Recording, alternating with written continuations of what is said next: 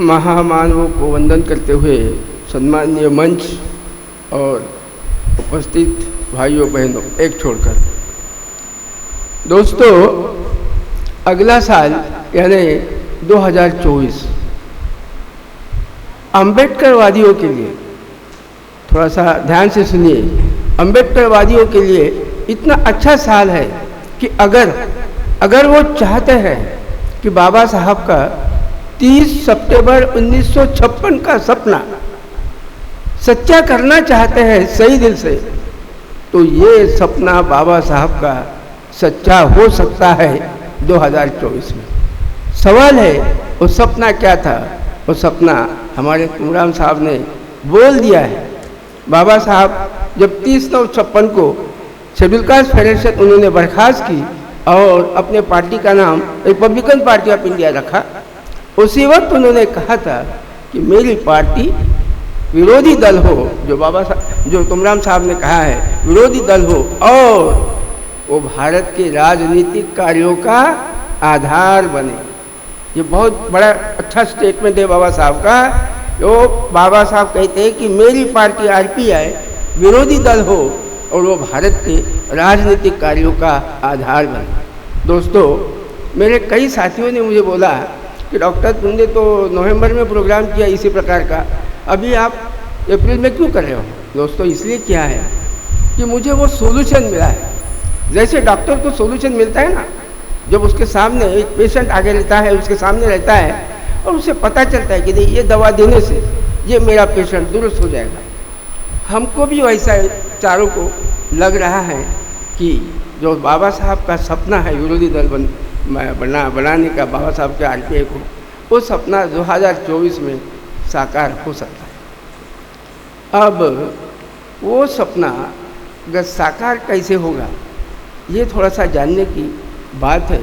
जो पता हमको चला है ये बात है, जब बीजेपी को 2014 में 282 वोट मिले, 282 सांसद मिले, तब हमारे 84 जो शेड्यूल कास्ट सांसद है ना, उसमें से 40 बीजेपी की तरफ गए, और हमारे जो एसटी के 47 हैं उसमें से 26 सांसद बीजेपी की तरफ। कितने हो गए? 40 और 26, 282 माइनस 67 करो, 250 पर रहे थे बीजेपी, और बीजेपी सत्ता में नहीं आ सकती। उसी तरह 2019 में भी हुआ है। 2019 में क्या हुआ है, जो हमारे 84 एससी सांसद हैं ना, उनमें से 46 सांसद बीजेपी की तरफ गए हैं, और जो 47 एसटी के सांसद हैं उनमें से 31 सांसद बीजेपी की तरफ गए हैं। 303 माइनस 77 ये माइनस कर दो, वो भी 250 तक रहते और बीजेपी सत्ता में नहीं आती। अब आपके ध्यान में आया होगा कि हमें क्या मिला है। हमें ये मिला है कि जब बीजेपी सत्ता में आती है तो सिर्फ और सिर्फ एससी और एसटी के सांसदों के कारण आती है। और यही हमको सॉल्यूशन मिला है कि अगर हम 2024 में एससी का 84 में के एससी का एक भी सांसद और 47 में से एसटी का एक भी सांसद अगर हम बीजेपी की तरफ नहीं देंगे ना, तो बीजेपी आ ही नहीं सकती। यही एक सॉल्यूशन है, और इसके लिए हमने इस प्रोग्राम का आयोजन किया है। अब हम कहेंगे कि भाई ये इनको नहीं आने देना है, बोलने से थोड़ा होने वाला है, इसका इस्तेमाल करना पड़ेगा। तो इस्तेमाल ये है दोस्तों, आपको पता है कि 303 और 240, 303 बीजेपी है फिलहाल और 240 गैर बीजेपी है। वो 240 गैर बीजेपी में मायावती जी थोड़ी सी अलग गिर गई है, उनमें शामिल नहीं हुई, क्योंकि 230 जो खासदार हैं और उनके जो 18 नेता है वो लगभग एक हो चुके हैं, उनका एका हो चुका है। बड़ी अच्छी बात यह है अम्बेडकरवादियों के लिए कि अगर इनका विपक्ष का एका अगर हो गया, वैसा ही एका नेशनल लेवल पर अम्बेडकरवादी करते हैं, तो मैं 100% मुझे गारंटी है कि बाबा साहब की पार्टी विरोधी दल भी हो सकती है, और जो सोशलिस्ट है जिसे अपन समाजवादी कहते या गैर बीजेपी कहो, उनके हाथ में सत्ता जा सकती है। वो कैसे? हम अम्बेडकरवादियों का बहुत बड़ा रोल है। क्या रोल है? जो ये जो 230 जो गैर बीजेपी के सांसद है ना, उनको चुनकर और दोबारा देने का ये हमारा फर्ज है। किनका? गैर अम्बेडकरवादियों का। उसके साथ साथ 2019 में जो 77 सांसद, 46 एससी के और एसटी के 31, इनमें से एक भी सांसद बीजेपी की तरफ चुनकर नहीं जाना चाहिए। ये जो बात है, ये कैसे सॉल्व करेंगे?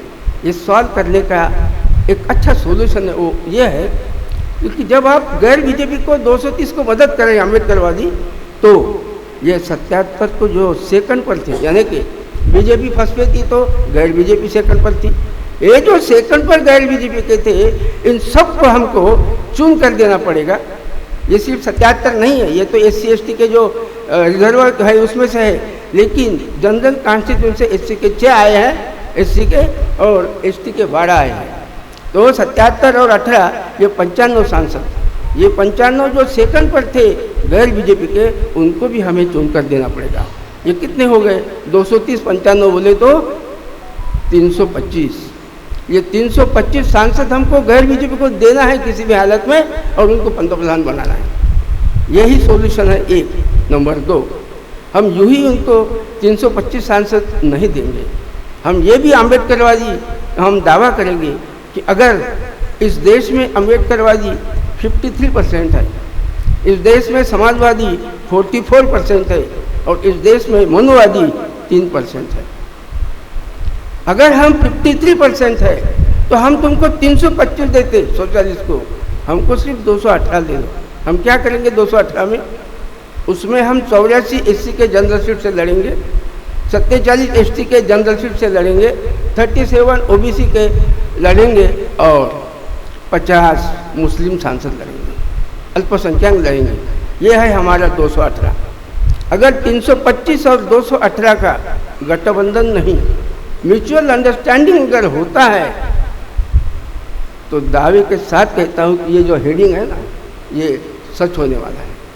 सत्ता पक्ष विपक्ष, सत्ता पक्ष सोशलिस्ट की तरफ होगा, गैर बीजेपी की तरफ होगा, और विरोधी दल नेता अम्बेडकरवादियों।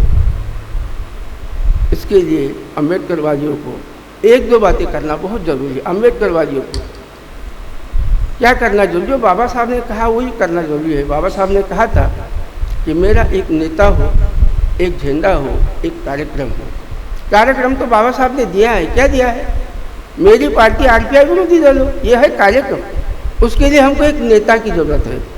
आज का जो कार्यक्रम है वो नेता ढूंढने के लिए हमने लगाया है। हम चारों ने कुछ 18 नाम लिखे हैं, उनमें से हम सबको 2-2 को मिलने वाले, ऐसे 18 लोगों को हम मिलेंगे। उनमें से देखेंगे कि भाई इस बात को मानने वाले, जो बाबा साहब की पार्टी RPI को विरोधी दल करने का मन बनाने वाले, वो कौन लोग हैं। क्या वो अपनी जो पार्टी, जैसे कि अभी साहब है हमारे भानु प्रताप सिंह साहब है, उनकी RDS की पार्टी है, अब वो अब मेरे पार्टी का खासदार चुनना चाहिए ऐसा बोलते हैं कि बाबा साहब की पार्टी चुनकर आनी चाहिए, बाबा साहब की पार्टी विरोधी पार्टी बननी चाहिए। ऐसे लोगों को हम ढूंढने वाले हैं। उसमें हम मायावती जी को भी नहीं छोड़ने वाले, उनको हम बाला साहब को भी नहीं छोड़ने वाले। हम ढूंढेंगे, एक महीना कम से कम महाराष्ट्र में घूमे, अभी और घूमेंगे, और वो नेता हम देखेंगे। एक नेता, एक अम्बेडकरवादी नेता विरोधी दल बना सकता है। क्यों? कि उसमें वो ताकत होगी कि जो 230 के जो 18 नेता है उनके साथ भी हम तुमको 325 दे रहे, लेकिन हमें तुमको 218 देना पड़ेगा। ये बात करने वाले एक नेता की हमें ज़रूरत है, और जिसकी तलाश के लिए हमने इस प्रोग्राम का आयोजन किया है। हम दावे के साथ कहते हैं कि अगर इस तरह से 325 और 218 का अगर म्यूचुअल अंडरस्टैंडिंग हो, गठबंधन नहीं म्यूचुअल अंडरस्टैंडिंग, तो सत्तापक्ष विपक्ष का, सत्तापक्ष भी सोशलिस्ट का, गैर बीजेपी का हो सकता है, और विपक्षी दल अम्बेडकरवादियों का हो सकता है। यही बात बताने के लिए मैं यहाँ पर आया हूँ। मैं आयोजक हूँ, ज़्यादा बोल नहीं सकता था। हमने पहले ही ठहरा था किया था कि 4 और 5 मिनट के ज़्यादा नहीं बोलेंगे।